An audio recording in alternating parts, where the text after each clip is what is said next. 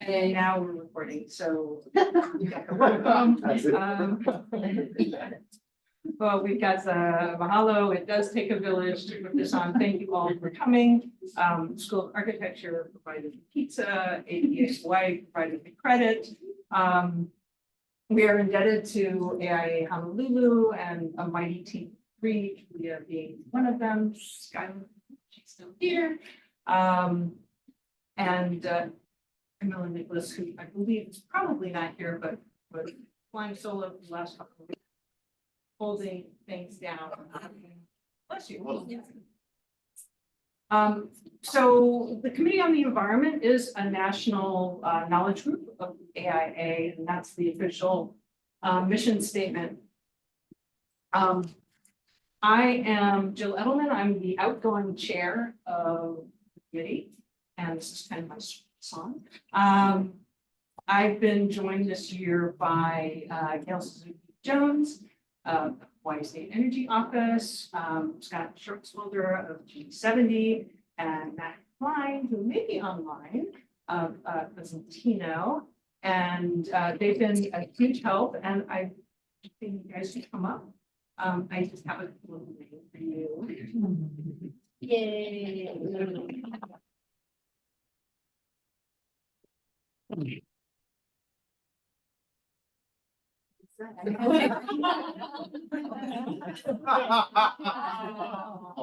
See how that goes?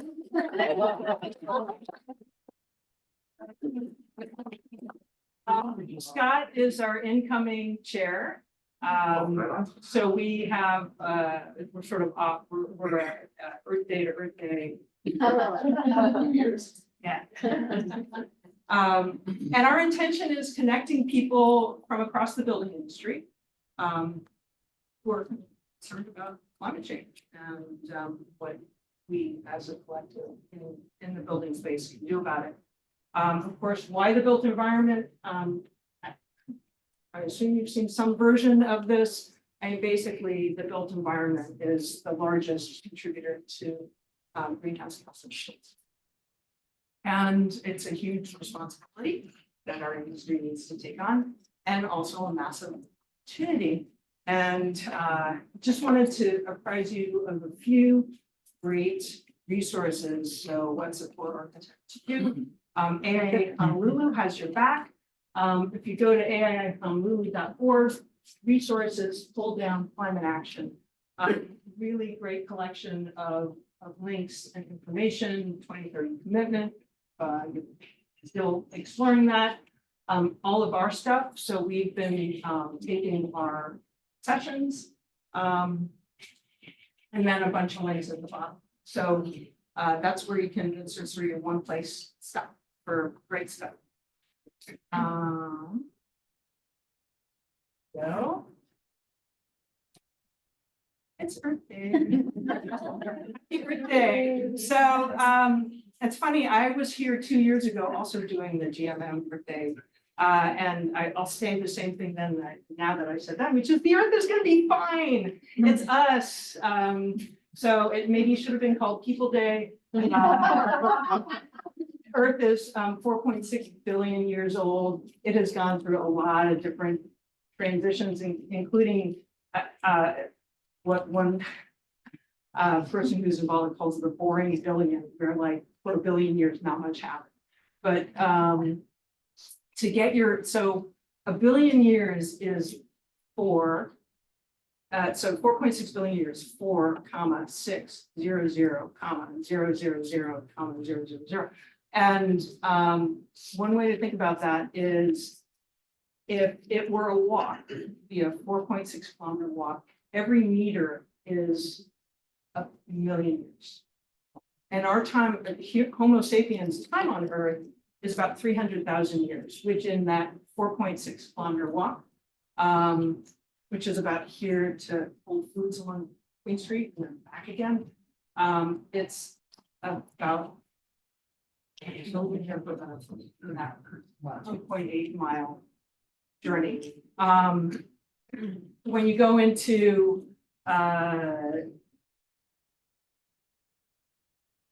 recorded history. It's about 6,000 years ago with the Egyptians. And then we start burning fossil fuels about 200 years. And that's like, 0.2 years. But the impact that was. And we have about 5.5 years to 2030, which is sort of the recognized tipping point for global change. So got to speed things up here. In honor of birthday, I wanted to also let you know about the Fifth National Climate Assessment. If you're not familiar with it, I honestly was not. The Star Advertiser had a piece on it when it was released in November, and it's the authoritative report on. I was familiar with the IPCC reports out of the UN. This is mandated by the federal government. Minimum every 4 years, starting in 1990. I don't know how that works. That it's just the fifth one in 2024, but maybe it took a little while for the first one to get off the ground. But it is the authoritative source of information on climate change and predicted impacts. They similar to the IPCC report, they do a series of models of like, if we do nothing to if we radically change. And this gives you a sense of the chapters. They worked really hard to try and make it like it's highly usable on any possible, on your phone or your pad or whatever. They want you to use all the graphics that they have. They have a podcast so you can listen to it when you're gardening. Chapter 30 is focused on Hawaii. And these were the key messages. Ending the indigenous knowledge systems, strengthen island resilience, which I think intrinsically makes sense. And it's great to see it in a report like this. Just stepping back, we live in this glorious place of abundance, which not too long ago was self-sustaining. And obviously lifestyles have changed, but our current way of doing things is inherently problematic. The intent of this series has been to ask the question, what would it take to change how we do things? And the first 4 were really focused on building materials. I was chair and I'm really into materials, so that's kind of how it went. And my fellow leadership folks were into it as well, so that's where we're widening our lens for our last one here. To going back to basics and planning, and what we can learn from the Hawaiian worldview. So really excited that you two are here with us. So we have, I think you guys can make the connection, but if not, they're seated in the same order. We have Dr. Konia Freitas. She is a planner and director of the Kamakakūokalani Center for Hawaiian Studies. She is a resident of Kawika. Thank you. I should practice that beforehand. Oahu Island. Her academic journey led her from Sacred Hearts Academy to the University of Hawaii, where she received her PhD in urban and regional planning. She continues her service to the community by serving on boards that focus on education and the tradition of community. Currently, she is the director of the Kamakakūokalani Studies at UH, and her academic areas of interest span Indigenous planning, Hawaiian-focused education, and Indigenous research technology.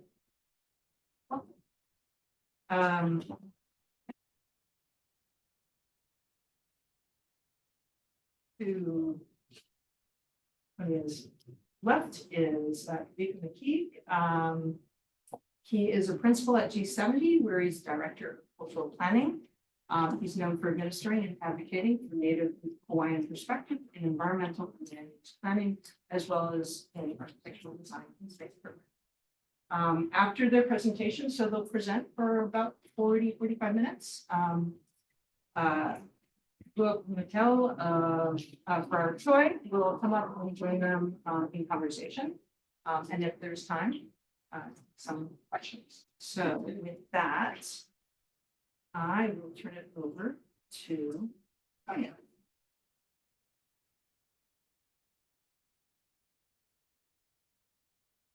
As we hold our collective breath, Yes. Yay! Thank you, Jill. Again, Velina mai me ke aloha, aloha mai kako. Thank you all for coming. Again, I'm Konia Freitas, this is Kawika.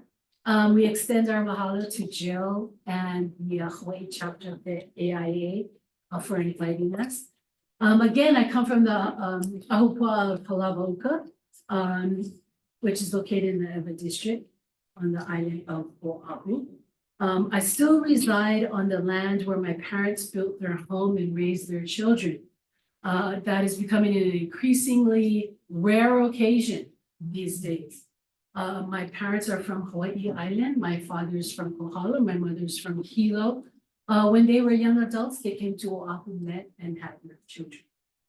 I currently serve as a faculty member at Kamakakūokalani Center for Hawaiian Studies.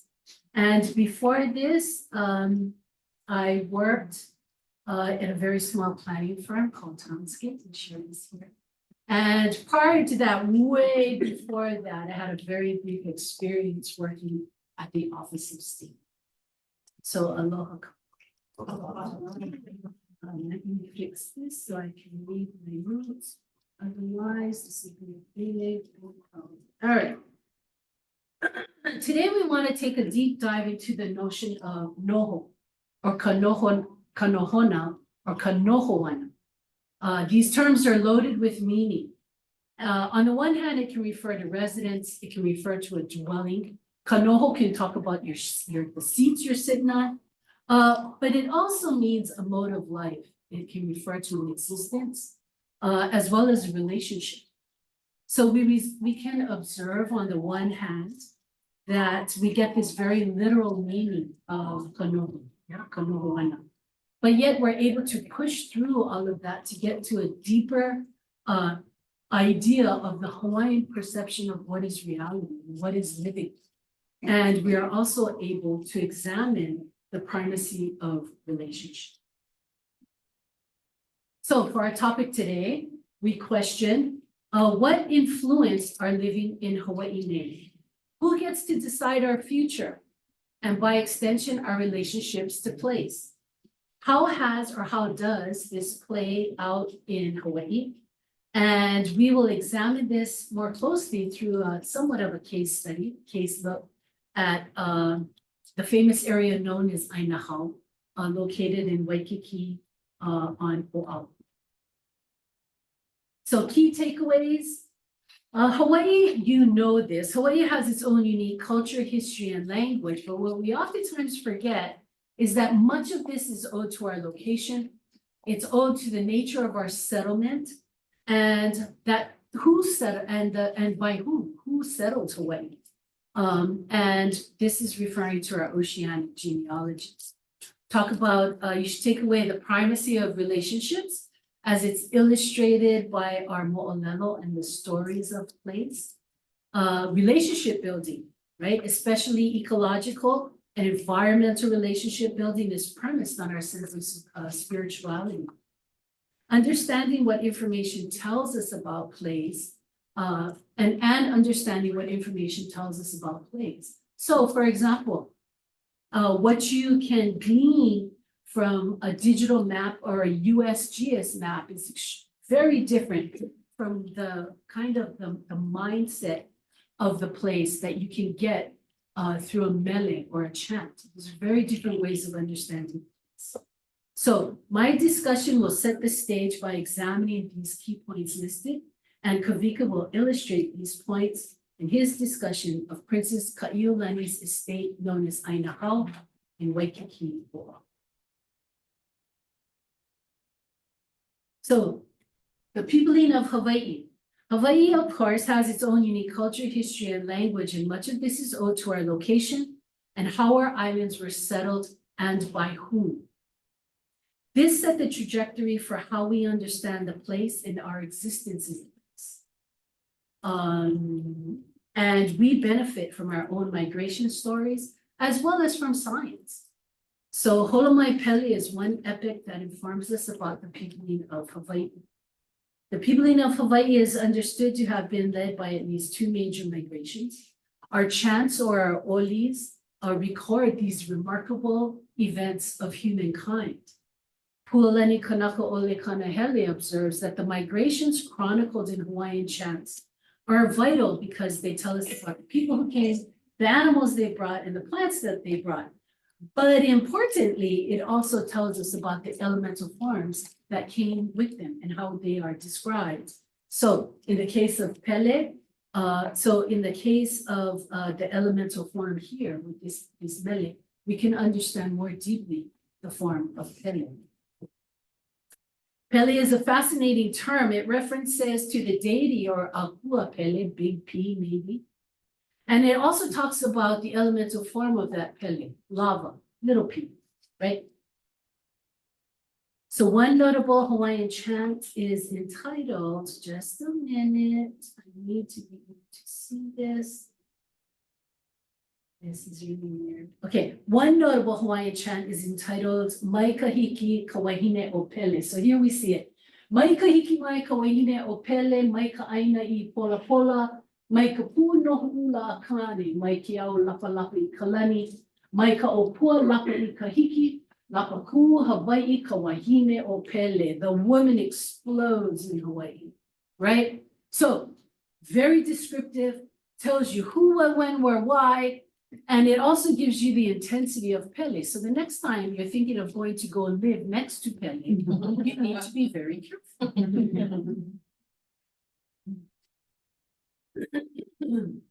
Now, Western science gives us another story of the peopling of Hawaii. Scientists estimate that there were at least two major migrations to Hawaii. The first from the Marquesas around 300 AD, and the second from Tahiti between 1000 and 1300 AD. There were perhaps 3 or 4 surges outward by our early seafaring ancestors from their homeland, which was most likely Taiwan, as they pushed eastward into the Pacific. It is generally accepted that the early ancestors of the Polynesians were known as the Lapita. This migration is even more spectacular in terms of human achievement, given that the Hawaiian Islands are the most geographically isolated places on Earth. Hawaii is over 2,400 miles from the nearest continent, and it's almost 800 miles from the nearest island. So Hawaii emerged from a volcanic hotspot rising from the seafloor of the Pacific Ocean. And the Hawaiian archipelago formed nearly 75 million years ago, right? With the eldest island in the island chain forming submerged beneath the sea surface to the northwest, and the youngest of the islands, Hawaii Island, still forming beneath the sea surface far to the southwest. So with these migration chants, mele, and stories, the primacy of relationships starts to come into view. Rubelite Kavena Johnson, the brilliant scholar of the Humulipo, explains how this 2,000-line genealogical chant records the beginning of the Hawaiian world. And as such, it provides a coherent understanding of our dimensions of time and space. Kumu, meaning the source or origin, and lipo, meaning dark, night, or chaotic. Johnson argues the coupling of these two worlds signifies the beginning of time. So what we see here is an article from Kanupepa, and it says, Ke kumulipo he puke mo'olelo Hawaii oia i'o. The kumulipo is the true Hawaiian history book, right? E ho'ike ana ina mana'o like ole o ka hanau ana ia o ke ia mau pai aina. It tells you of the various ways of the birthing of the pai aina. So this is the Hawaiian worldview. It sets our time, it sets our ideas of space, and it sets our ideas of time. Katrina Ann Kapua Oliveira, in her book entitled Ancestral Places, Understanding Kanaka Geographies, helps us understand the significance of the Kumunipo even further. In this creation chant, she explains the land grows from the depth of darkness and evolves into the Pai Aina Hawaii, to the Hawaiian archipelago. It establishes the right of a li'i, or our chiefs, to rule by connecting high-ranking lineages back to the creation of the world and the gods. The chant signifies the birth order that sets the hierarchy of man's relationship to land, with humankind emerging much later in this hierarchy. So this birth order is conceptualized in Hawaiian proverbs, or olelo no iau. I'm sure you have heard this one before. He ali'i ka aina he kaua ke kanaka. The land is the chief and the man the servant. Our ancestors didn't just make this stuff up, right? It came from these sources like the Kumunipo, which explains our mindsets. Kame'elehiva, in her work in 1992, discusses how genealogies are the Hawaiian concept of time, and they serve as the history of people. So that idea of mo'olelo, it refers to history. It can also talk about a story, right? As such, genealogies anchor Hawaiians to our place in the universe, right? Kumulipa tells us where we are located in the universe, and it continues to provide us a lot of comfort as we live our daily lives. Settlement patterns serve relationships. A fundamental premise of relationship involves ohana and the lands that they are associated with. The Hawaiian scholar Kawena Pukui in Nana Ike Ku'u, Volume 1, explains that the ohana means family, clan, or extended family, with multiple generations living together in an area. The term ohana, I'm sure you guys are familiar with this. The term ohana is derived from the oha, or the taro, especially taro grown from the original stock known as called kalo. So adding the na pluralizer in the back pluralizes the meaning of that oha. Thus, Pukui helps us to understand that members of an ohana, like the taro roots, are all from the same root. Ohana is the most fundamental social unit of organization. Again, this comes from Pukui in her work, Polynesian Family Systems. The homeland of ohana and their aina were complementary factors because that ai, okina ai, is a verb which means to feed. And the na, that suffix, means that which feeds. So we can see this concept in our language, right?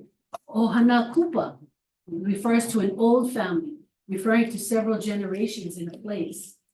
Kupa oka aina, native to the land, suggests time and place, and thus the ties between people and ohana to place. So even in our language, we get this idea of time and space and relationship and the longevity of relationship and time and place. Many ohana can make up the population of a district. Ohana were situated in kauhale, which are comprised of several houses made up of several kauhale were made up of houses that made the permanent home of an ohana. Each kauhale was made of a standalone hale or house in which each hale had a very distinct use. This is a very different idea from contemporary living where all functions settle under one roof. Many kauhale make up a kulana kauhale or a village, which served as the larger setting for an ohana. Given this context then, and depending on the situation, one kauhale of ohana could be anywhere between 80 to 100 people. Thus, a kulana kauhale would be comprised of several hundreds. Ohana settled within their kauhale and were invested in communal living and shared labor, with resources from the land and sea being distributed among Ohana from mountain to sea. And this happens until today. We share what we have between and among families who reside in the same district or in the same area, and even with those families who maybe have lived away. The best example of this is Ohana, who have baby parties or graduation parties, or even funerals, ho'olewa, right? The extended family can share in the labor of the event, and they share in the bounty that's assembled for that event. So it's not this deep, dark idea, it's not this old-fashioned idea that we don't engage in anymore. It's still with us, just in contemporary forms. Kukui put it best. In many areas in Hawaii today, the Ohana is a cooperative social institution, and it continues as a cohesive force that regulates the personal, social, and economic sectors of island living. In some areas, that social institution is very broken, but in many other areas, it's still alive and well and serves its purpose. Hawaii was one of the first states in the union to designate state land use categories. There are 4: rural, urban, conservation, and ag. However, this accounting for land use pales in comparison to the distinct land divisions of our kupuna. On Oahu, Chief Maili Kukai is generally credited for clearly marking and designating land boundaries.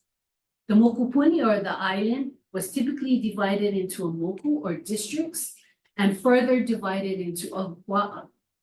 That ahupua'a is a land division that extends from the uplands to the sea, but recent research tells us, or seems to indicate, that the shape, size, and land characteristics of the ahupua'a vary widely. So the pie-shaped wedge explanation was very convenient, but not entirely accurate. The Hawaiian economy was based on an exchange system that existed within the ahupua'a that provided everything needed in close proximity. The ahupua'a was further divided into an ili, or an ili aina. This subdivision of land was allotted to an ohana, where they lived and cultivated those lands. The ili typically would stay within a family regardless of who was responsible for the Kanakaʻiwi planned their kauhale around their cultivated field systems and other necessary material and resources needed for daily living. And this defined their settlement patterns in terms of adjacency and resource access. Today, urban planners are trying to, well, implement the same type of configuration in order to reduce driving, reduce emissions, reduce infrastructure development, and increase walking and biking. So it's really a part of this resiliency planning. It's a new old idea. So under this system of living, ohana were generally able to maintain long-term relationships with a specific parcel of land, even though the chief or the ali'i of that area might change. So finally, the significance of aina and our relation to it keeps our ancestral memories alive and in the forefront of our consciousness, allowing them to operate in our daily lives, thus creating a deep sense of respect or spirituality to place. Edward Kanahele, who was cited in Van in 1991, describes the significance of place to personal well-being of the Hawaiian by examining the concept of wahipana, a significant or sacred place. Kanahele writes that by recalling stories, Hawaiians are constantly reminded of who we are, where we come from, and who we are related to. The concept of wahipana merges the importance of place with that of the spiritual. Native Hawaiian wahipana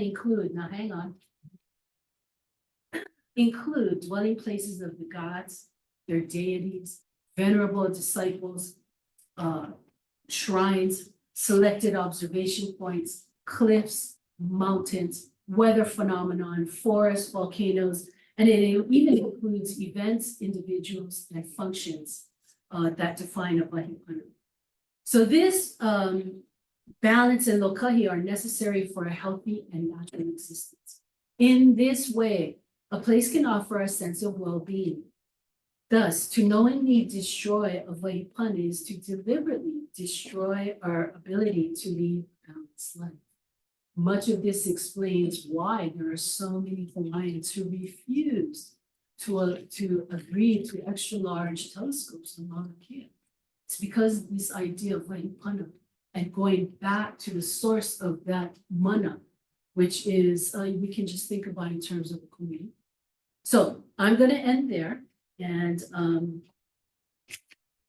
I will ask Kawika to bring some of these concepts to life by learning more about Princess Kaʻiolani and her lands in Hau and Waikiki.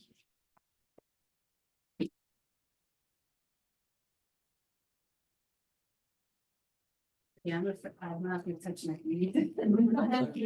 You do it, buddy.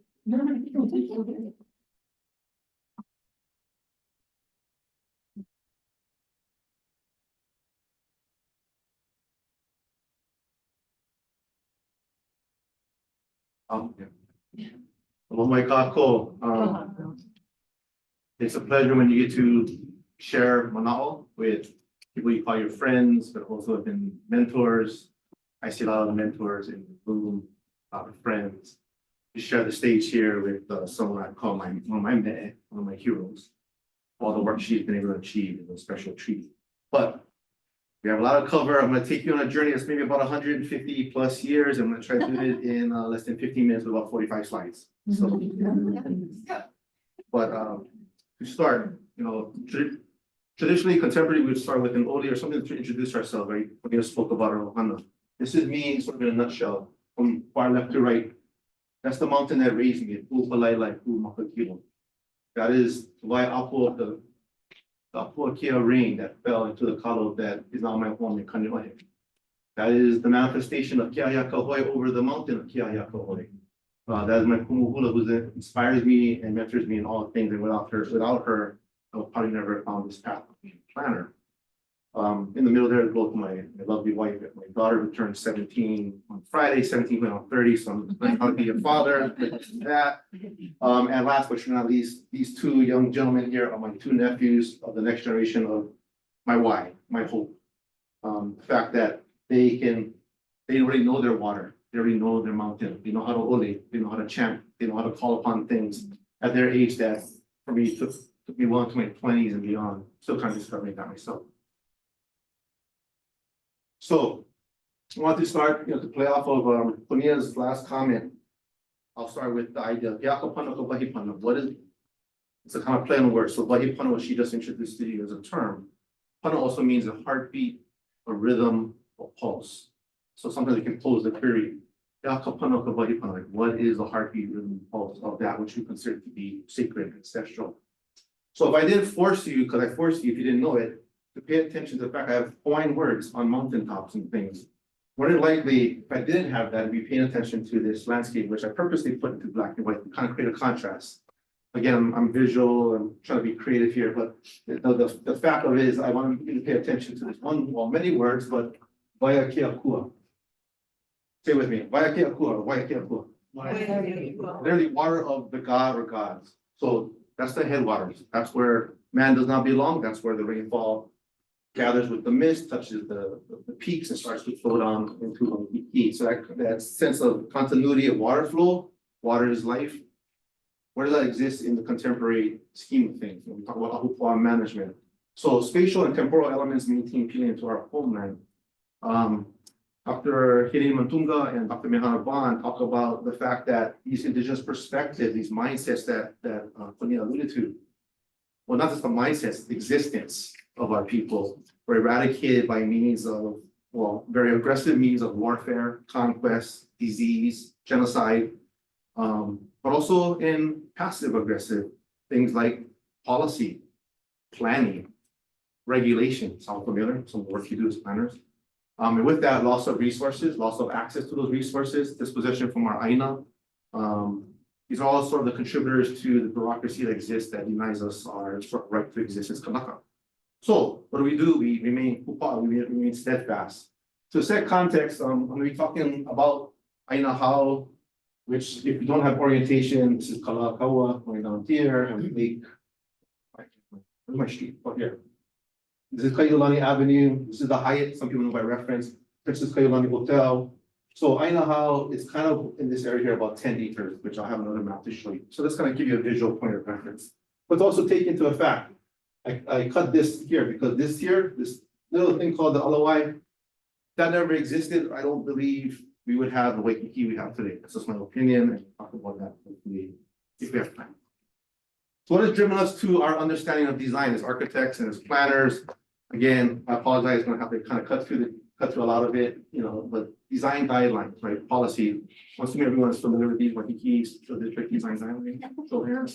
And then, you know, that really was a driver out of necessity where the number one objective was, can anyone just give me the number one objective? That's listed, number one. Tourism, close. The objective itself, it's really hard to read on this place, but it says the WSD has the following objectives: preserve a Hawaiian sense of place at every opportunity.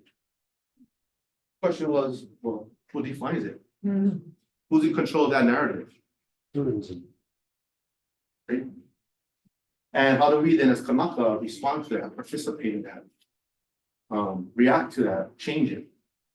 More recently, we have the HTA strategic plan, which again, it sits in the House of Tourism, but we do have a couple of Kanaka that are in there now trying to force the conversation about having these pillars that start to define or redefine that interaction or reciprocity that happens with the host guest cultural exchange kind of thing. But is it perfect? And again, I'm not here to judge the policy. I'm just saying these are the worlds we operate in. And as Kanaka, we have to find our way to make sense of it and to be able to adapt and react to it. Taking you back though, like where does this come from? I'm also gonna grab my water because I'm realizing I'm thirsty. Anybody recognize any of these texts? Anybody? Inspirational. This is going back probably, well, John Dominus Holt on being Hawaiian. At a time where probably being Hawaiian was not, seen as a good thing. Our grandparents' generation being beaten for speaking Hawaiian. He and others of that time, sort of pre-Renaissance, we call the Renaissance happening about the 70s. Things like the response to Kaho'olawe and military occupation, things like the birth of Hokulea, to be a resurgence of language and cultural practices. John Dominus Holt was, I think, one of those key authors who kind of started to reset the consciousness of our people. Of course, Hamana K. Trask, she's kind of a name without saying her. Influenced many of us as Kanaka to kind of take a hard look. And then there's George Kanahele, who I never met him personally. I actually took a class with Hamana K, but never met George. But what I understand from those that knew him, very kind-hearted man, very caring person, had a very keen interest in telling the right stories about our Hawaii. He wrote many books about our history. And even there, he was trying to contribute to the fact that Hawaii was changing.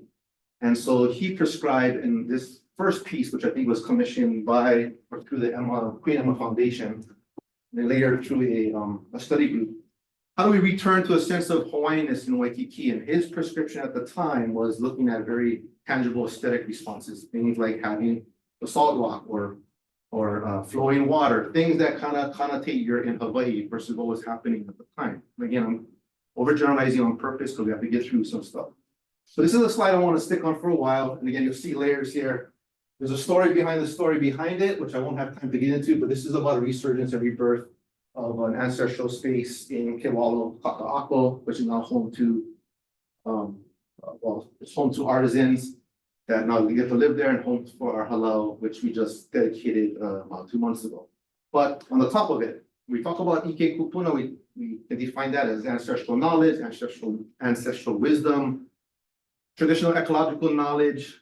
You can also dissect Ike as knowledge or wisdom, that sense of learning that is comprised by means of something. So in this case, Kupuna can be like your elders, can be from an older time, but again, playing with words, Kupu Anna, Kupuna, source of one's own learning and beginnings. So what are those things? People, first and foremost. Konia was talking a lot about the influence of Ike through place. And from that, we generate knowledge, we generate experience, we generate habits, we generate work ethics, we generate values, and connotations of our relational aspects to place and whatever we believe to be bigger and beyond ourselves in our human condition. And from that, we start to assert a sense of values and worldview, and even our decisions, or the decisions made by our kupuna, for better or for worse. Do we agree with everything that happened with our lead? For better or for worse, they were the decisions, so we've inherited them. That's part of our Ike kupuna. And last but sure not least, the practices. So, again, I could probably spend about 4 hours talking about this one slide, maybe 4 days, but we gotta move on. But hopefully you're getting a little flavor of where we're going with this thing. So to pause a little bit, anybody know who this is? Anybody? Okay. We won't spend a lot of time, maybe dissecting her life, maybe a little bit. This is Victoria Kawikili, born October 16, 1875, and Princess Enrique and Archibald Scott. Leghorn, businessman and horticulturalist, who I believe also served as governor of Oahu at a certain point. There's much things to say. She's one of my favorite lead, although she passed at a young age of 23 from inflammatory rheumatism, I believe. But she was meant to be the hope of the nation. Cultural ambassador, sent away, schooled in knowledge and learning, both from a Hawaiian worldview and a global worldview, sent away to England. She being the only child born in the legacy of the Kamakakūokalani dynasty was the apparent heir. And during the time of the overthrow of Pimentel, spent a lot of time also trying to advocate for Hawaiian independence. On returning to Hawaii, she advocated a lot, taking responsibility to DC, also fortifying and enabling the Aloha Aina party, unbeknownst to many people here. And so her role here is very, very important. The quote down here comes from the Aloha Aina newspaper, where she says, "Alo o'u makemake kamohai aka aloha komo makaina na," and simply means, really the simplicity of this is all I need is the love of my people. I don't need sacrifices being made on my behalf. I just need the love of my people. And so I kind of center on that point. Oh, I'm having the same issue. I'm trying to scroll down. Yeah, I guess that wasn't meant to be shared. So I guess you get the gist of she was the hope of the nation and the connotation then of connection to place. This is where I want to spend a little bit of time. Princess Miriam, again, sister to King David Kalakaua, Kalani, and William Leohoku. They were affectionately known as Nalani Eha for royals who were very much literate in matters of composition, on mele, poetry, and prose. I try to do some research, and I'll yield to anyone who may know this better than I do, as to the actual composition date of this, which I come to suspect somewhere within a 10-year period of the birth of Kaʻiʻaulani and when Likelike passes on when Kaʻiʻaulani is about 11 years old. What's important about this mele, and again, I wish we could have the time to go line by line, but Likelike starts to tell the story of Ainaha, which is the estate which I mentioned to you, sat on that about 10 acres in Waiheke. There's a whole narrative about how that got established, and part of it was passed on from Ruth Kealekulani as a gift, as godmother to Kaʻiʻaulani. Likelike composes this mele, and again, if you go line by line through the prose, it starts to do a couple of things, like the poet. You're grabbing things that are immediately around you. It starts to weave a composition of things that entice senses, things that you visually can see, things that kind of stir in your na'au, that titillate the skin. All these things, like the cool, refreshing rain, the sense of akamanu pikake manu hulu mele mele, like the yellow hued feathers of the peacocks, because again, there's some peacocks right here in this picture. What I find interesting as, again, I'm a student learner still as a practitioner, that I'm wondering, I wonder to myself, Kawika, nakamanu pikake manu hulu mele mele. There's many colors that are in the feathers of a peacock, right? The blues, golds, and the yellow. I subscribe to my own Kawika, according to Kawika mentality, that what she's kind of quietly saying that my daughter is the royal. because yellow was also understanding the yellow feathers and the ahu'ula, the old cloak standards that the elite used to wear. That kind of marked the significance of the elite. I'm not sure, but for me, as a composer, wannabe, and study of hula, that catches my attention. I share that because I think a lot of these pieces are more than just pretty poetry, they're coded data. Yeah, and that's the thing to remember. Mele are our maps. Mele not just tell the story, but convey an understanding of what was happening at the time, the social political intentionality, and also sometimes the solutions, right? I didn't talk about all the place names, but for example, we have a name that has the word luku in it. Like why luku? Why luku? Luku means complete obliteration and utter destruction, versus a place that is waiolu, calm, gentle water. Yeah. So understanding the connotations of this data helps to inform us as planners and designers about how we're supposed to interact with the space. I don't have time for this, but this is a wonderful, cool story I found, but this is a birth chant that was composed, well, I'm sorry, it's not a birth chant. This is not a chant. This chant was composed by Kamakakūokalani, which we understand to be the pen name of Edelman Prendergast, who wrote many political pieces during the time of the overthrow. This was written about 2 months after the overthrow. They're really ascribing all the important elements of what it takes to be a leader, and starting with Ahipua Lopi no Aina Hao, Lokawahi Kukahi Lea Kapili. So that cherished lay of royalty by Kapili, which is the elite. So she's talking about Kaiulani. And all the descriptions of all the different things that are in our natural environment that speak to not just the benevolence, but the importance of recognizing the standards of who she was going or she was meant to be. And for me, as a Hawaiian that lives in the 21st century now, even the idea of kalani nui ahi lapalapa, she who holds the Kapua, the sacred flame. You look at the pretty pictures. I see that manifestation of her being my natural environment, not every day, but on special days. This is just around my own hale. And so for me as a Kanaka, it's a gentle reminder that the manifestations in the landscape remind me and remind us that we're connected to a place that has a sense of history, sense of mo'o, use that word, a succession of experiences, of stories, of traditions, of history, of genealogy, if we pay attention to the environment. Now, really quickly, yeah, so we're talking about who gets to control the messaging and the storytelling. So what I like looking at old maps. Some maps are better than others. USGS maps, even up to the 1990s, had a lot of good coded information if you knew where to look. When we switched over into GIS, and I was one of the first classes of whatever it was, RP 2.0 back in the yeah, a long time ago. All of a sudden these place names start to disappear. But someone is making the choices about what should be in the data set. So I like to go back to these things, but this is just kind of making a contrast that as much as good coded data is here, nothing beats observational data. So pointing at this place, this is the viewscape during 2 periods of the year that we feel are important during the solstice and equinox periods to kind of help us define our connection to place. You take the same mountain from Waiakea down. This is giving you a sense of, right, nothing beats the sensory experience of being there in the Ainu. So this is taking us up by Waiakea through Wa'ahila Ridge, through the forest, down to the Kahawai that is North Stream, then down to the minuscule droplet that dew that sits on. This is a mamo blossom that starts to feed our ecosystem, and it continues on. Kanewai, it still sits there in the Center for Studies, Kamakakūokalani, where we as students got to practice being Kanaka. A lot of us, especially my generation, didn't really have access to these kinds of practices.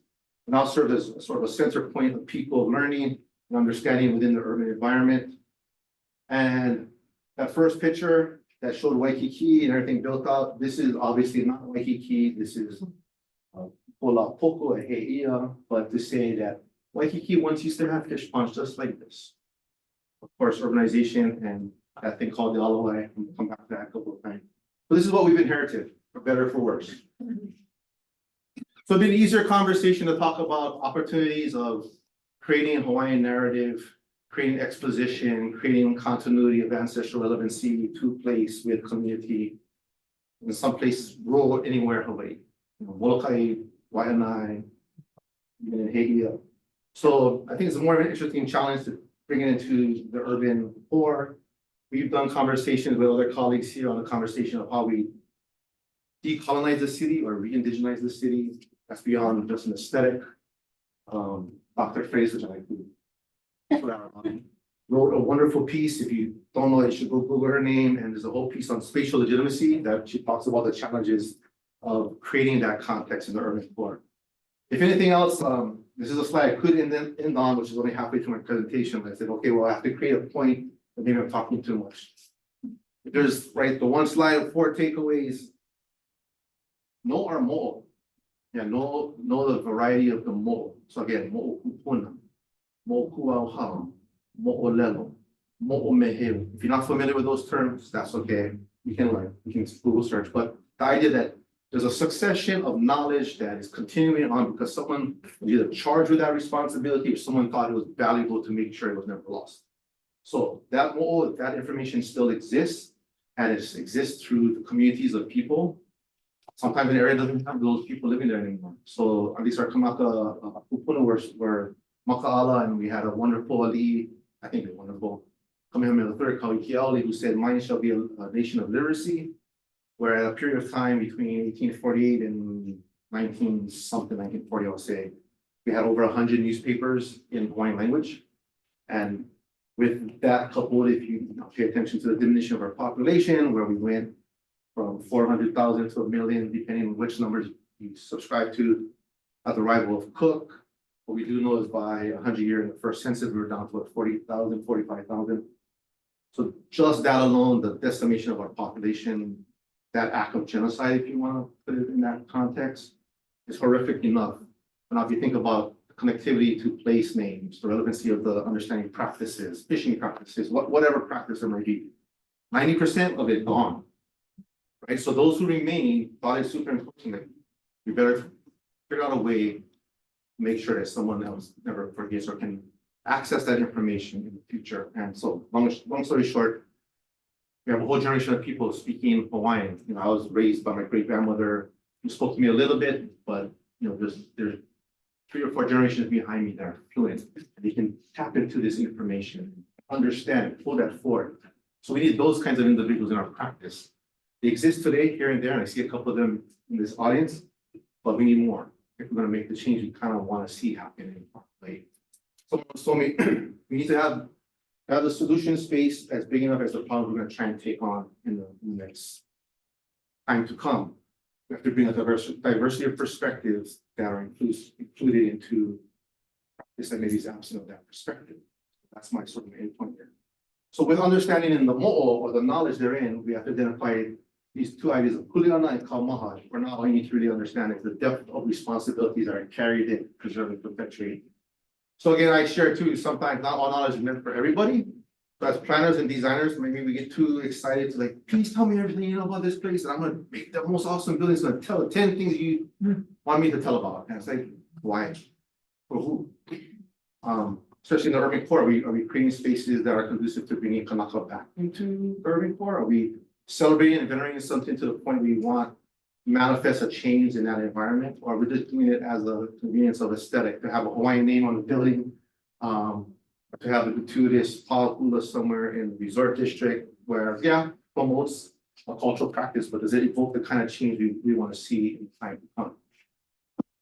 That being said, we start to organize our talents and expertise to accomplish the objective toward design stewardship. There's a beautiful Hawaiian word I learned 30 years ago, lawaki, which means to pull together of talents and skills and expertise to accomplish a particular task or goal. If you can imagine sort of the idea that you take everyone's manao that's in this room, you talk about a subject, it's like making a leg. You grab a little bit of polopolai here, a little bit of lehua here, right? Everyone has a story to share, and if you find the right person who has the ability to weave it and create something new that's beautiful. So the same thing, how are we going to take on these issues of homelessness, of energy security, of food security? How are we going to create affordable housing? Again, these are more social, political, cultural, not necessarily here's how we build buildings, but to me, that's the spiritual essence that Konia was getting to. And last but surely not least, how we maintain and foster that sense of inseparable bond between people and place, not just for ourselves, but for those generations yet to come. Your versions of those two young boys and their children and their children and their children. Yeah. Are we on time? Because I can stop here. 10 more minutes? You guys willing to hang with for a minute? Okay. So to bring it, I guess, back a little bit to Waikiki. So I'm starting off with maps, and we've got these awesome place names, Punahuanui, which is a little bit tongue in cheek, but those that know what I'm talking about, Waikiakua, in the waters of the gods. So to understand again, literally the flow, I'm going to show this map. This is an 1881 map of Waikiki that shows the extent of tributaries and stream connections, the LY, that, I mean, this wasn't just convenient, this was survival. This is how we created food to feed our community. And down through here, which I'll get to in the next slide, we had the three main streams, Pi'inaio, Apua Kehau, and I might try to blank on the last one. I'm looking at you, Olivia. Kurikanahe, Olivia. But the importance here, where Fort Durusi is today, I have my own idea of like, can address the removal of military, at least the occupation of Waikiki, and restore a sense of place of fish pond. But all that green space and kind of where the Fort Durusi Museum and whatnot, it used to be all fish ponds. Again, we don't have fish ponds for convenience sake, we have fish ponds to create food. Just think about the tonnage of food that was necessary to feed a certain population. Right? So again, it's kind of showing you what's coded in data. And this is to bring you to point on the Princess Kailani Hotel. This is actually a context study that I have my colleague, Ms. Koi Ching here, and helped me work on with our fellows at Hong Associates on behalf of the client. And we did this context study to kind of address what is that understanding of Hawaiian sense of place that's not special district design dynamics definition. So what's important here to even say out loud that in 1881, we still had families, Kiohokahina and Mole, still living here, still occupying, still being Kanaka, a Puakehau stream that used to flow down to Hamo Hamo lands of Lili, where Royal Hawaiian Hotel is, and Sheraton, etc. Now reside today. This community close up. 1887, so 6 years later, call this the wall map. Try to see information start to disappear. Right, you still see the stream, so that's good. The reference to Cleghorn is referencing the Ainaha estate. But some of the other pieces are some, depends who was here, what they were doing, what they're charged to. Different map makers relied upon different informants for different purposes. 1897 Montserrat, so some of that information comes back on the map.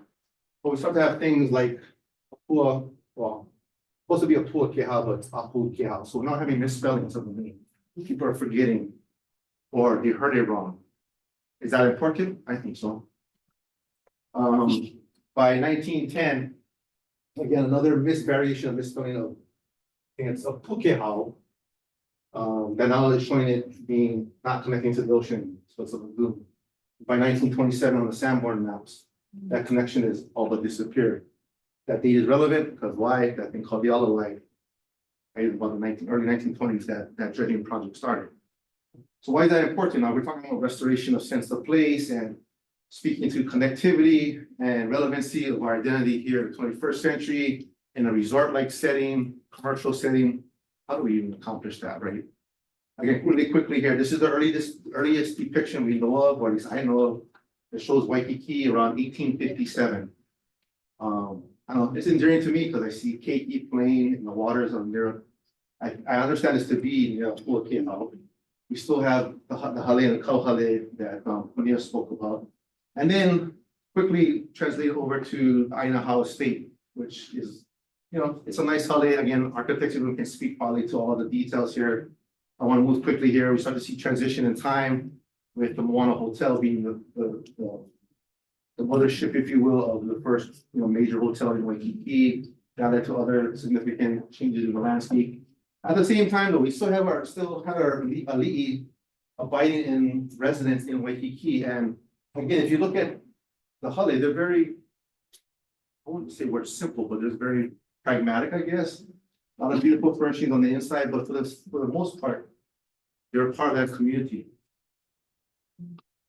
Again, I don't have time to talk about LOI, but if you want to research it, just look at Waikiki Reclamation Project and research names like George Pinkham, or Louis Pinkham, I'm sorry, Freer, Dillingham, Walter Dillingham, and you'll learn a lot about what transpired. So basically, quote unquote, drain the swamp. Yeah, so it was a purposeful act, I say, of not genocide, but you took away all the water, all of this died, right? And they purposely did that to basically turn this into the Mecca we know Waikiki to be today. That's my point of view, and there's enough data there to kind of support that argument. And here we see influences then of the earliest forms of subdivision, Kalakaua and lures. Only 3 minutes to a swim from the farthest lot in the Royal Grove. Why a lot now? They're going fast, right? And they were starting to see changes as well with the was another steamship that there was a time there was class versus mass, you know. Takes a long time to be on a boat, costs money to be on a boat. So visitors that would come, you know, they knew how to act. And all of a sudden we had things like, oh, airplane coming over now, Pan American, that changed the tone where mass over class, bringing more people to experience the tropical paradise. And we can get into the whole prostituting of our culture and notions of that thing, which we don't have for right now. Military occupation and use of Waikiki as early as 1908, I believe. And again, that starts to lead to the Waikiki we kind of today. Creates an interesting contrast and juxtaposition because even though we have these big, beautiful buildings, or at least to some people, we still have people in residence. Yeah, people still call this home. That line, my beloved home, that which I hold most sacred. There's a contrast. There's a battle going on there. The coastal artillery, presence of the museum and what it stood for. We've got some expert that can speak volumes on that more than I can. But in that too, we have points of resistance of Kanaka literally taking to the streets. A presentation of culture and art by Rocky Jensen to speak to that conflict, if you will. So Waikiki has a lot of interesting conflict, but yet through all of this, as a musician and as a dancer and a chanter, I like the fact that probably one of the strongest points of our resistance came through music. This picture here is Lalani Village, which was Uncle George Paele and Pualani Mossman, who in 1935 established what they call the Ho'onauau Hawaii, Hawaiian language school, which I know some people try to write that off as, oh, some crazy Hawaiian trying to do something to hold on to their heritage in Waikiki in 1930s. Uncle George, Yaki Pualani, had noted court chanter Kolu Waimaka teaching classes. Oh. You guys know that name, those that know that name, right? Again, some cases we need not explain who they are. You guys don't know this Apurapaka or this cat. And each in their own way. One more minute. Okay, gotta fly through here. You're holding the line. And some of the work we do as practitioners, this is paying homage to Konia here with our canoe club. Uncle Cyril was a student of mine. I was a student of Uncle Cyril's, excuse me, he passed away. And the fact that we still have organizations trying to continue to perpetuate our identity within these urban spaces. This is one of my first projects when I was a planner 20-something years ago. Some of it I like, some of it I don't like, but we have to work with our senior planner at the time, Mr. Portmore there. What I thought was really intriguing about this place though, which was the redevelopment of Lure Street in particular, that it created an opportunity for a community to congregate again, where that didn't exist. Again, expressions of art, care and protection of our Iwi Kupuna in spaces, telling and retelling stories of the stream that used to flow to Pete and I on a very emphatic way, a very front of mind presence way, having hotel owners willing to engage in that conversation.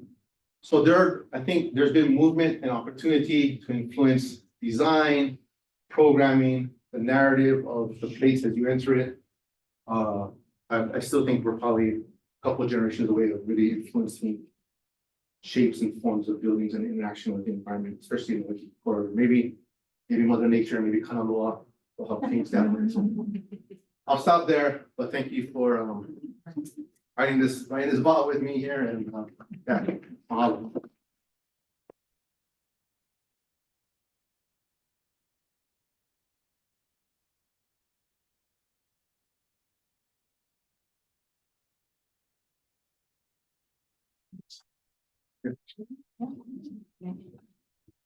Hey, I have this fancy mic, but I think I can do it without it. I'm Kapua. Does anyone have a burning question that they would really like to ask? Because I know we're over time. If not, I have some ideas. Okay. So. Mahalo. Drink your water. Take a break. Okay. So. I'm having this cool idea. I forget, I think it was you said, maybe one of you said something about coded data. And so we talk about, I think most people hear about now, how we want to use mo'olelo, or we want to use mele, or olelo no ea, or whatever it is, as a poetic, kupuna, based data form. And then that there's this problem of how do we act? As architects, as planners, we don't have the opinion necessary to decode that. So one thing, the thought that connected that for me is that everything that we know is also a coded form of data, right? The plans that we look at every day, the maps that we look at every day, that we took years and years in school and in practice to learn how to decode. So for me, I'm realizing, okay, all of us, right, who maybe have started to, or have been doing this for a long time, work of decoding other forms of data, mo'olelo, mele. How have you come to that pilina, and then how do people who maybe don't have a hula, a waiba'a, form that pilina to use that in our practices as architects and planners? Let's look at each other. I have this.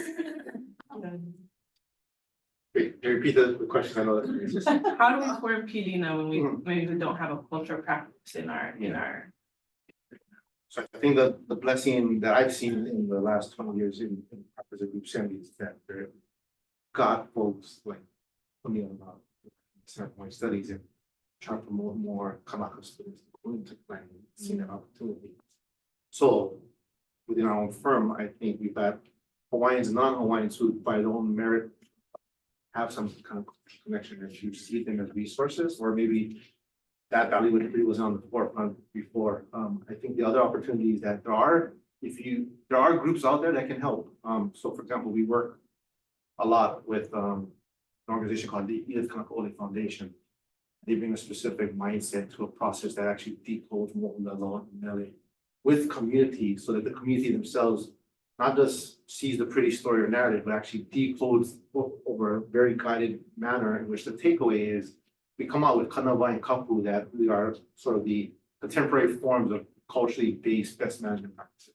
That every choice moving forward in the plan and design has to be better funneled through that lens. And if it doesn't meet the merit of that kapu or kanawai, then we kick it out. So again, we're starting that, and there's different opportunities. Can you explain Kapua? Oh. I guess in the form of the work we're doing there. So kanawai are sort of those sense of rules or edicts that you cannot violate. So easy one, like the care of our water system. Water is life. Yeah. So the couple to that could be then ensuring that there's enough water supply to address irrigation needs, or that there's enough water to go back into the fish pond, so you have that by or that estuary by which then the fishies can grow and the corals and lemurs can do it. So we fortify that though through the knowledge that's specific to place or as specific to place, and actually have the practitioners, the fishermen, the weavers, whoever defines that community as like the keepers of that knowledge. So it's not like a group family, we come up with the ideas, we work with them, embrace it, and then the charge is on us as quote unquote professionals to always go through that lens and then seek feedback. Did we understand it correctly? does this represent your sense of what you were hoping to see in terms of plan and response that takes that into consideration? And I guess that's correct, true, useful. But I also think that we all have our own sense of relationship, Yeah. right? So, you have to draw on that, and I also think as professions, right? And as disciplines, you also have to be humble enough to go out and learn some words. You have to be humble enough to admit that, no, I don't know, but I'm gonna try to know. And that to me is what's important, that the disciplines and the professions begin to change the way that we train ourselves to do work. And that's us sitting in these chairs, here, right now. Today, go look up a word. I don't know, go read it a little, yeah, I don't care what it is, but it has to begin with us. That's part of the training. And part of that is because we already have that. We do have those relationships. So I think don't deny yourself what you do know, but make a commitment to continue to know, right? So I think that's really important. Oh, you guys must have planned that. That was a good partner care response there. Besides of that, to look for where there's already existing resources and still build your own too. Related to that, so, you know, maybe we go down this path of building our own Pilina and, you know, making the connections with others too who already have it. And then it comes to that point where I think you're saying like, we're the professionals, right? Then the application. So I'm wondering if you can talk about, I think sometimes, at least from what I see, we get stuck sometimes with, especially when we're doing the thing that we want to do. I think pretty much everyone, especially if you're probably here today, sees value in Indigenous knowledge, right? And the worldview and, you know, everything that comes with that. But sometimes I wonder, we think about a poetic data, mele oli, molano, and then there's this other part that is usually talked about as very separate, the scientific data, the reports, the assessment, the survey. And both of those sets of data, if in the great case where we're looking at both, get applied very different. And I'm wondering if maybe you guys can talk about how might we not let our mo'olelo just be applied artistically and creatively, and that they can be applied very technically as well. How can you guys talk about that? Sounds amazing. I think that's the $1 million question. People ask me all the time, well, how do we do this? Right? We're still, the story that Kawika gave about depopulation, imagine losing 90% of your population. And then you have you have policies that are specifically designed for you to lose your language. Then you have policies that are specifically designed to get you off your land and put you someplace else. So we're still combating that and we're still trying to recover from it. I think though, that what is good about these forums is that if one person can catch one idea and say, you know what, I'm gonna apply that, and I think this is the value, I think this is how that value is applied in this policy context. And I think that these kinds of, for example, I'm just making this up, but I believe that these kinds of technology lead particular kinds of resiliency factors or practices. They all fit together and they fit within an urban context. And I think that is what we have to continue to push through. I don't have an answer. I don't know what the answer is. But, and I also agree with Kawika, I think as young scholars begin to get more fluent in Hawaiian language, the more that they are able to access those 1.01 million pages of Hawaiian language text that are now digitized and much more accessible, they will begin the skill of tying all of these things together. It's not my generation. I think we cracked the door a little bit. But I think those guys coming through are amazing, so I was just at a defense of one of our Hawaiian Studies MA students. It was an amazing display of Hawaiian knowledge, Hawaiian research, being able to tap certain Hawaiian knowledge pieces that were embedded in Hawaiian language newspapers, and then converting all of that to GIS. That, so you have knowledge, you have concepts, you have technology, and you have solutions. And these things operate in a succession. At the university, it's called research, right?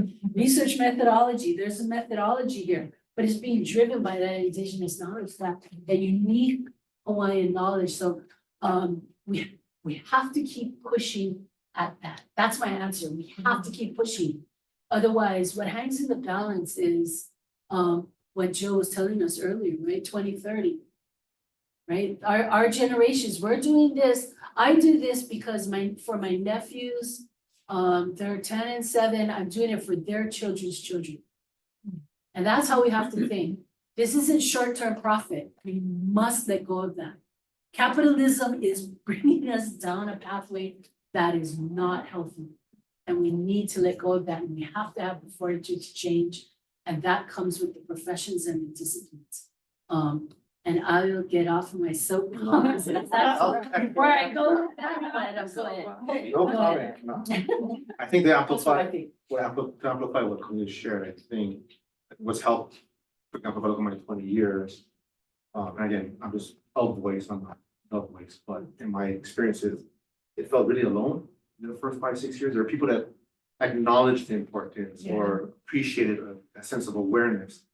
But this journey of competency and how to utilize it, I felt that journey was a little bit lonely. And what's been awesome to see, I think, again, some next generation leadership evolving by merits of who they are is Kamaka. Within the profession, now we have conversations, and those conversations are just not within one firm. I think, contemporary the idea, like not all knowledge is in one school, well, not all knowledge is in one firm, in one agency. We talk about sort of the internetworking of collaboration and having conversation of forums like this. I mean, in that sense, that's very Hawaiian, that aspect, and to encourage more of that dialogue to occur. I do think to having these measurements and metrics of lead or living building or these other, wellness and whatnot, where I can adapt and translate to a language someone else understands. All of a sudden you find alliances, when sustainability became a buzz coded word, all of a sudden it's like, oh, we can have a lot of good conversation. I just have to be able to speak their language, right? So the coding that happens again, that arena, if you will.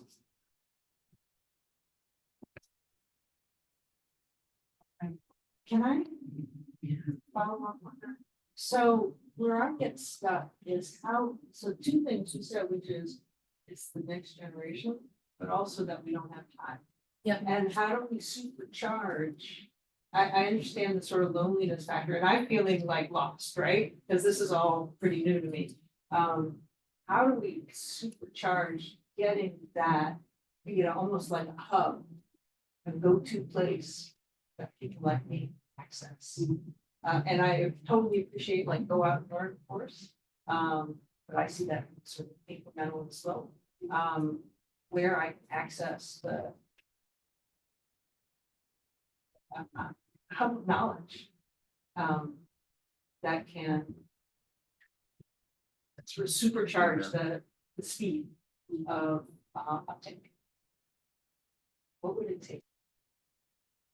I can speak from my experiences, which is primarily private practice and nonprofit, but in both scenarios, I think again, is recognizing that the value sets, type of knowledge that's necessary by which then you start to describe the value, whether that was social, economic, cultural, spiritual.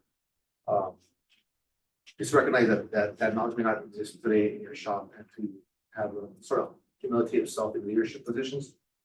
For example, we have someone near and dear to my heart, someone like Clayton Chung, a very noted Native Hawaiian artist, who went back to school to study some architecture. Her voice at the table, it's a different viewpoint in another architect or engineering or in her space. And that's not a bad thing, because she starts to see the world through her lens. So to me, I get kind of to the chase, I think building the capacity either within your practice, immediate practice, or having to network to realize, yeah, we gotta start working together to formulate that. Now, how quickly you can make that mobilize? For me, it's still sort of on a project by project basis and relationship by relationship basis. But there has to be a lot of trust that's communicated, because the things we share, talk about, are not always meant for everyone to hear or be out in general public. So you have to have a lot of hard conversation that comes with trust, to find the right people. When I say right people, maybe a diversity of people that don't exist in practice space.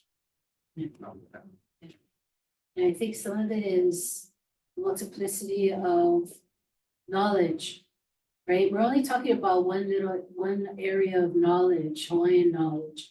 But all of these other knowledges need to carry that burden as well.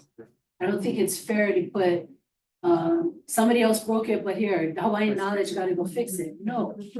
We have to bring a multiplicity of knowledge systems to come to bear on the issue. It's not just Hawaiian knowledge, it's not just indigenous knowledge, it's the bringing together of all of these ideas that can only really help to kind of supercharge what it is that you're talking about. So I think what is the rub with Hawaiian knowledge and sharing of ideas is that we have this idea of apprenticeship.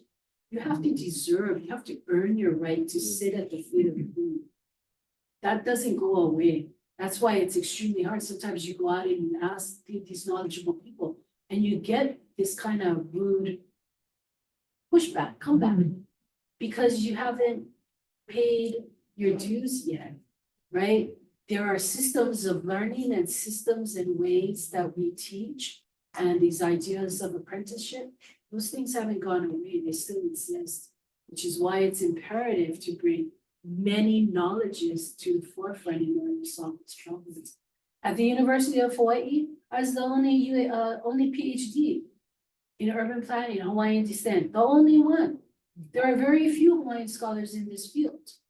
So it's imperative that we widen the view for different knowledge to come forward so we can solve these issues. Because we think it's happening, it's not. It simply isn't. So that was those were a lot of ideas. Sorry, a lot of ideas. But it's the fact of the matter. Hawaiian knowledge will not solve this alone. We have to bring many knowledges, many ways of approaching these issues to the forefront. Yeah.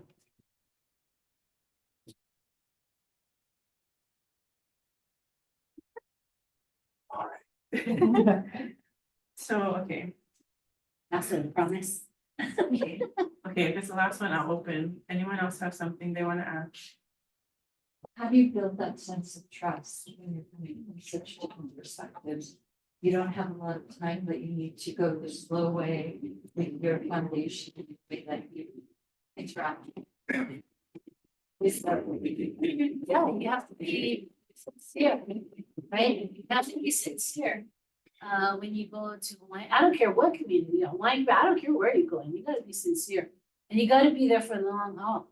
You have to make a commitment to people, the community, and that place for the long haul. Those days of parachuting in, parachute out, no. It simply does not jive with the value system. So trust, right? It's easy to lose trust, hard to build. So I found it, but there are other quarters that are like, you beat it, you PhDs, right? So you still have to come forward, you have to be earnest and open to learning. So I'm not sure if that was what you were asking, but that's my response. I think you said parachuting, so what came to my mind was, I think there was and may still exist this idea of extractive relationships. Like, go in, get what you need and go out. I think we are definitely living in more of an age, one, because we're more interconnected with social media and how, I won't say knowledge, information can traverse through the digital lens, meaning that people can be more reactive and responsive if you don't hold trust or integrity. So to me, the notion of reciprocity, you kind of have to go slow to go fast. So in this really crazy world, and we've got, well, these again, private practice clients jumping on us all the time, you have to build something into your to your design process that allows for that relationship to be built if it doesn't already exist. And sometimes that's not translatable, I think, to the person or the agency is gonna pay you to do that. I'm finding more agencies now are realizing, because a lot of the RFPs are coming out with the necessity of community engagement. What that looks like and feels like and how much you're gonna pay for it, that's a whole other conversation, but I'm starting to see that, I think, more with agency RFPs and, I think some of our private sector clients are doing that too, but to her point, like how we do that in a way that there's a reciprocity of exchange. That, yeah, once that's violated, it's really hard to forge again, so you might as well just maybe quit what you're doing. So to me, what I tell folks is the moment I feel that, you've impacted my ability to have forward maintain integrity, that's when I walk away from your project. And I'll say in my 23 years, I walked away from 2 projects. You know, sacrifice relationship with the client because the opposite of that, I'm sacrificing the relationship that my merits, we have a relationship with Ohana, a relationship with our Kaiaulu, with our Kumu, that to violate all of that, I cannot do. So anyway, that's more my own journey, but there's some truth. That's applicable. Okay, that was the last one. Last-